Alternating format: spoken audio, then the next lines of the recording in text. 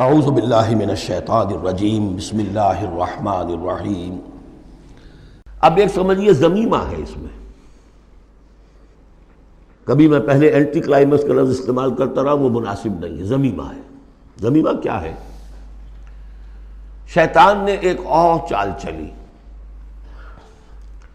جن لوگوں کے دلوں میں اللہ کی رسول کی محبت بہت ہو گئی، آخرت کی طلب بھی ہو گئی، اور حقیقی ایمان اور صحیح جذبات، اس کا رخ موڑ دیا رہبانیت کی طرف۔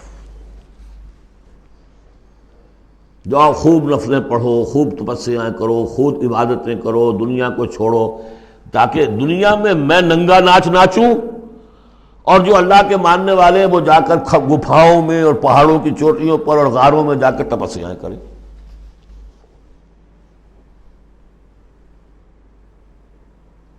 اس کی نفی ہو رہی ہے۔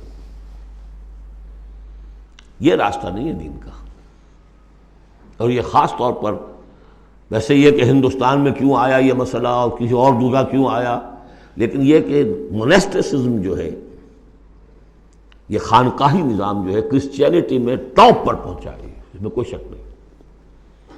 ہسٹری آف کرسچین موناسٹسزم، یہ پوری کتابیں ضخیم لکھی ہوئی، اس کی ایک مثال دے رہے ہیں کہ یہ ایک غلطی ہوئی ہے۔ مسلمان میں ایمان باللہ، ایمان بالآخرہ پیدا ہو تو وہ دنیا کی مجدھار میں رہ کر نظام کو صحیح کرے، نظام کو ٹھیک کرتے ہوئے بھوک بھی آئے گی برداشت کرے۔ مجرد روزے رکھ کے جو کچھ کرنا ہے تمہیں، وہ تم جہاد میں بھوک جھیلو، وہ پروڈکٹیو ہوگی، اس سے باطل اور ناانصافی کا خاتمہ ہوگا۔ اور تم کہیں خانقاہوں کے اندر روزے رکھ رہے ہوگے، اس سے دنیا کو کوئی فائدہ نہیں ہوگا۔ یہ زمین و آسمان کا فرق ہے، موناسٹسزم۔ یہی وجہ ہے کہ اسلام میں بھی جب بادشاہت آ گئی، ملوکیت کا جب آ گیا تو راستہ بڑھ گیا، باقی اب جاؤ چلے کھینچو، خانقاہیں آباد کرو، راج کرے گا خالصہ۔ لیکن یہ حکومت کے معاملات جو ہیں، ان کے بارے میں بات نہ کرنا۔ یہ ہے وہ راستہ، ٹیڑھا راستہ، جو معروف، جو ہم جانتے ہیں، جن کو رسولوں کا معاملہ، تو ان میں حضرت عیسیٰ کے پیروکاروں کے اندر یہ غلطی پیدا ہوئی۔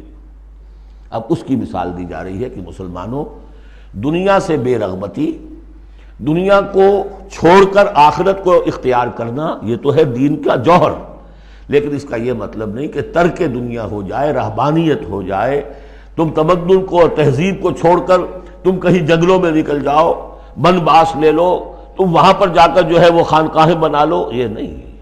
دنیا کی مجدھار میں رہو اور جہاد فی سبیل اللہ کے ذریعے سے حق کا بول بالا کرو، ناانصافی کا خاتمہ کرو، عدل کو قائم کرو، جس کا جو حق ہے اس کو ملنا چاہیے، جیسا کہ حضرت ابوبکر نے فرمایا تھا جو پہلی بیعت ہوئی ہے، بیعت خلافت، کہ لوگوں تم میں سے جو ضعیف ہے وہ میرے نزدیک قوی ہوگا جب تک کہ اسے اس کا حق دلوا نہ دوں، اور جو قوی ہے وہ میرے نزدیک کمزور ہوگا، ضعیف ہوگا جب تک کہ اس سے حق وصول نہ کر لوں۔ یہی بات کہی تھی حضرت سعد بن ابی وقاص نے رضی اللہ تعالی عنہ ایرانیوں سے، جب انہوں نے کہا آپ لوگ کیوں ہم پر چڑھائے؟ فرمایا انا قد ارسلنا، ہم بھیجے گئے ہیں، اللہ نے بھیجا محمد کو، محمد نے بھیجا ہمیں۔ مشن کیا ہے؟ لنخرج الناس من ظلمات الجہالت الی نور الایمان، کہ لوگوں کو نکالے ہم جہالت اور جاہلیت کی تاریکیوں سے ایمان کی روشنی کی طرف۔ ومن جور الملوک الی عدل الاسلام، بادشاہوں کے ظلم و ستم کے پنجوں سے نجات دلا کر اسلام کے عادلانہ نظام سے روشناس کریں، یہ ہمارا مشن ہے۔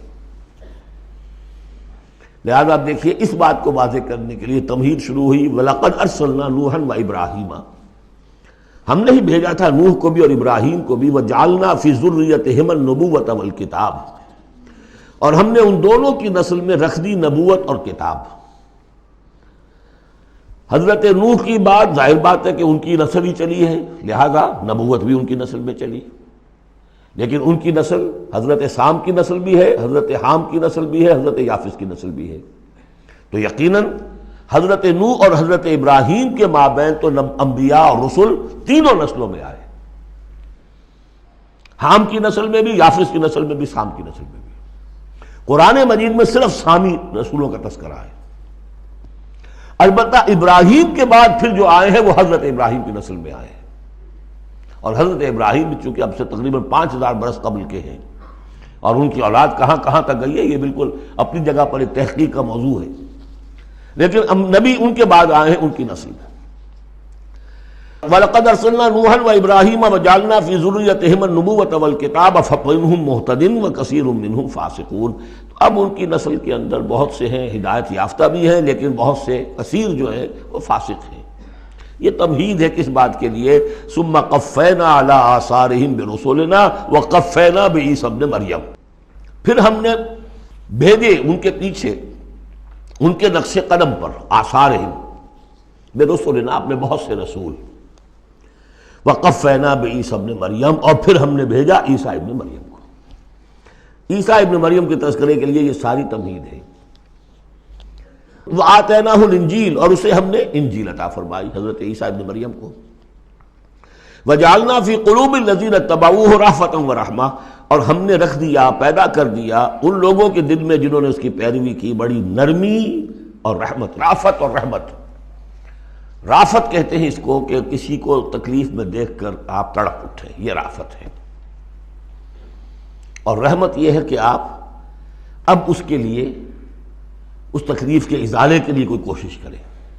گویا کہ یہ ایک، جیسے کہ ہمارے ہاں وہ ریفلیکس ایکشن کا ایک سرکل ہے، ادھر کسی چیونٹی نے کاٹا، اس کا سارا تصور جو ہے یہاں پہنچ گیا دماغ میں، کسی چیز نے کاٹا، فوراً وہاں سے حکم آیا، اور جو مسلز ہیں ان کو حکم ہوا، اور ہاتھ جو ہم نے کھینچ لیا، انسٹنٹینیسلی یہ شے ہوتی ہے۔